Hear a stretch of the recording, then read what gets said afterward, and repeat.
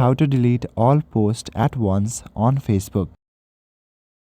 Deleting every post on Facebook is fairly possible. Firstly, open Facebook on your device and make sure you are logged in to your account. Go to your menu by clicking on the three-line icon at the top right corner. Then scroll down and head over to Settings. Inside your Settings and Privacy, scroll down and find the section Activity.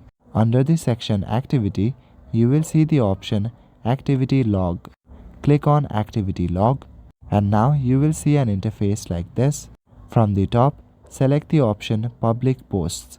Now you will see all the posts that you have made public on your account. I just have one, but you may have multiples. To select every post, click on the All option at the top left corner. This will select all the options, and now you can select Trash or Archive at the bottom.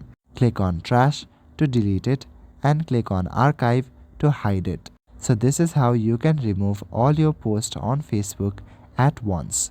That's all for today. Thank you.